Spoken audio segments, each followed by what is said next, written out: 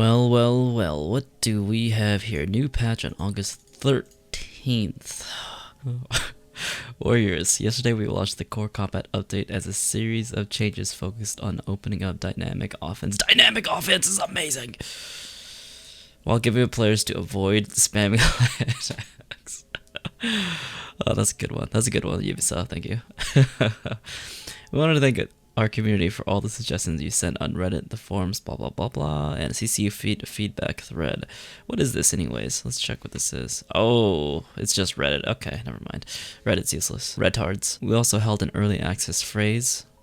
We also held an early access phase for the CCU and invited the players. What? And the invited players gave us detailed feedback on a variety of topics, including various stamina and damage. Well, I'm glad you guys listened. Known issues. Peacekeeper's second light is now dodgeable when getting hit by the initial light. Okay.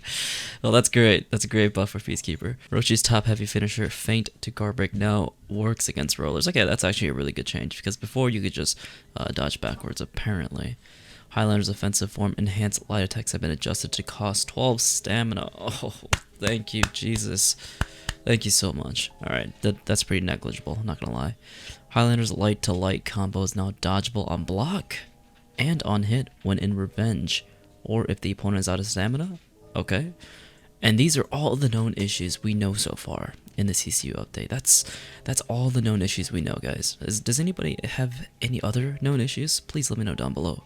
And anyway, on to more important stamina and damage adjustments. So obviously these are just small stamina reductions to these moves, as you can see right here. Honestly, it's a pretty big deal because it's from 12 to 6, which is nice. However, doesn't mean that these heroes are viable in any sense, actually, except for Warden, but his light combo is pretty pathetic in the first place. Now right here, this is the big guns right here. This is the big guns where we're all pretty happy about and pretty sad about, because Jang Jun's heavy finishers from 38 to 35, and it looks like, judging from all these number values and all the heroes I played so far, looks like the max unblockable, they have capped it to 38, so that's going to be the max for every single unblockable. Those that do actually get 38 damage, which is nice, I suppose. It's not going to be 44 anymore. Warden's top heavy finisher and Kensei's as well right here. They used to be 44, but they're now to 38, which is much more fair. Lawbringer's also got nerfed as well, but he also gets like a follow-up light attack, so he's obviously going to have the biggest damage, which is understandable since they want him to be the best punish hero in the game. But other than that, you can see all these changes here. It really does make a difference, but at the end of things, if these heroes don't have openers in the first place, then it's going to be sad to be believed. And the last thing we got here is out of lock damage fixes for the consistency with locked attacks. I'm just looking through this, and right now, it doesn't seem like that big of a deal, to be honest. And the For Honor team, that's it. Oh wow, that's a great hotfix, guys. Thank you so much for addressing all the known issues. Alright, so what do I think about these changes so far? You know, they're great for a quick patch, like they said they would have. I know that they're under stress and a lot of shortcomings due to the virus, but we have a lot of work that we have left to do. These are very small fixes in my opinion. I think they need to address some of the more unbalanced things such as feats, and I know that a lot of people think that Warmonger's feats are a little bit too much. Yes, if there's one Warmonger, it's not that big of a deal, and now we have to change our playstyle and not fight against her in a ganking situation, which is fine if they want the game to be pushed towards that direction. However, it still doesn't address the fact that this feat is unbalanced on its own right. You shouldn't be able to have an ability that lets you kill minions just by standing there as a first feat. Now, even Nucia has that kind of feat, but it's locked to her tier 4, which makes it a very powerful game-winning situation and tactic. And even then, you can't really deny the fact on how powerful that tier 1 feat is compared to Nucia's feat, which is a tier 4 feat, and it's literally about the same thing, except Warmonger's is locked to her first feat, which also regenerates insanely quickly. So I'm glad they're working on these damage values and stamina cost fixes, but I think there are a lot more important issues to address, and they probably had these fixes ready because they knew the issues were present in the testing grounds, and the early access. However, that means they have a lot of work to do. They need to adjust Jang Jun's stamina drain, Warmonger's frame advantage, because after a bash light, she's able to initiate an attack before you, and that kind of contradicts the light spam tactic that they wanted to implement, so that if a light spammer finishes off with a light, they will have frame disadvantage compared to you. And right now, Warmonger kind of just initiates everything since she has pretty much every utility. And I feel like that is an important issue to address when it comes to the balance right now. Honestly, right now, I'm hoping they send out one of those survey things that they did last time. Unfortunately, I don't know if they actually listened to some of the survey things, because I filled it out and I told everyone in my Discord to fill it out.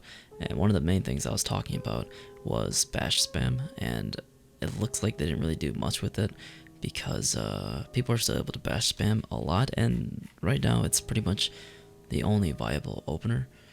And I was thinking that bash spam should have increased stamina cost, just like how they did with spamming light attacks, you know.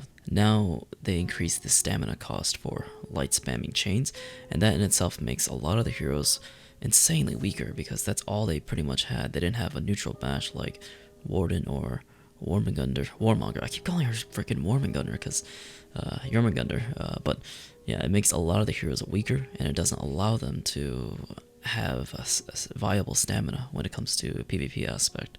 I mean, just simple heroes like PK, Orochi, Aramusha. These heroes initially pretty much only relied on light attack chains because their heavies weren't as good compared to the rest of the cast. You know, they have no real reason to throw those out.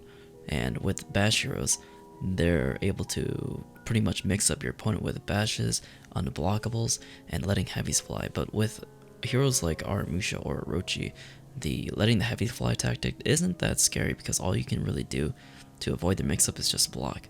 And so with the increased stamina changes, it pretty much destroys a lot of these heroes that relied on light to heavies and a couple of light chains here and there.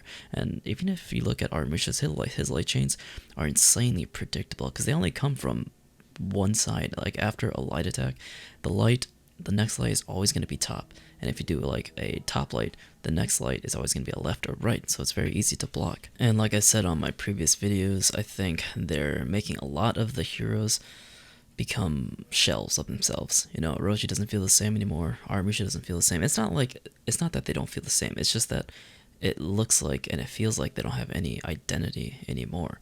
And if they're going to give everybody 50-50 bashes, undodgeable, unblockable, hyper armor, all that stuff, they might as well give it to every single person, you know, every single hero. If we don't care about identity anymore and we want to make all the light spammers slower, then we might as well give them unblockable or 50-50 of sort, neutral bash of any kind to compensate for that, because right now they're absolutely atrocious. And there's also another big issue that we need to talk about, and that is the console perspective of the 100 MS change. Now, I know they did slow down quite a few chain lights that were insanely fast. However, the 100 MS change is pretty crazy for console players, and I really don't think that Ubisoft is going to switch that and change it, because it's such a huge thing that they added to the game, and doing separate balancing has never been a thing. And so, to people that are hoping for a change to remove that 100 MS startup, I think that's kind of wishful thinking, at least for the time being, because the resources of Ubisoft Montreal, especially when it comes to For Honor, it's going to be very low and limited. They're going to make the changes that are only necessary on monetization and just sort of keeping the player base happy to an extent, whether it becomes a few reworks here and there, adding one new hero or something like that. But I know overall this huge overhaul in the CCU update has pretty much caused a lot of console players to be very upset and mad at the balance and state of the game. And so I just want to end with this. Ubisoft will probably never do separate balancing for PC and console for this generation of consoles and the PC right now. Maybe in For Honor 2 they might, but For Honor 2, if it's on next generations, and if the PS5 and Xbox are promising and can run 60 FPS, then maybe they'll just balance for PC and everything will work out for the other consoles. However, right now, if you truly want to make a change and voice your opinions, the best place is probably to do it on Twitter and Reddit, because that's where they look for all their feedback. And if they decide to do a survey, be sure to check that survey out.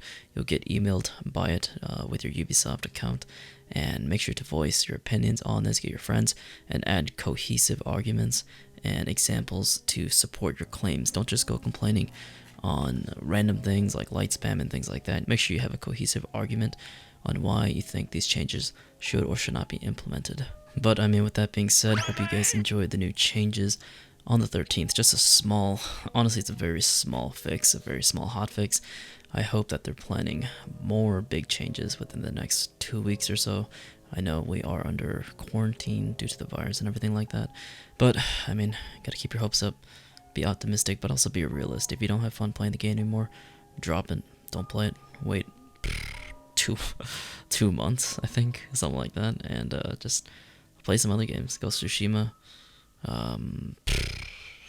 Warzone, Tarkov, Hunt Showdown, just things like that. Just enjoy yourself and wait for your favorite game, For Honor, to get fixed again. And so we're gonna end the video with some therapy time. Hope you enjoyed. Let me know your thoughts down below. Hello. Hello. How are you doing tonight? I hope you're well. My left ear and my right ear are now open.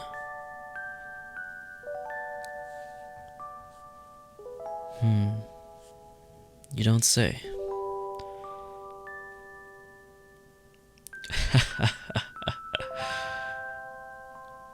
Come on now.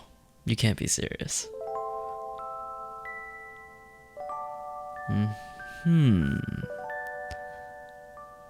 What? No. Oh, you were just joking. You have a great sense of humor.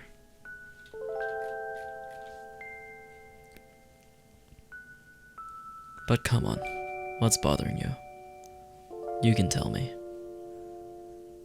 I won't tell anybody. I promise.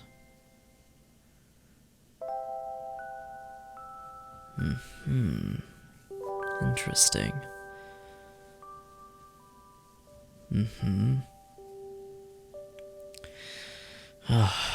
You know, that is tough. That really is tough.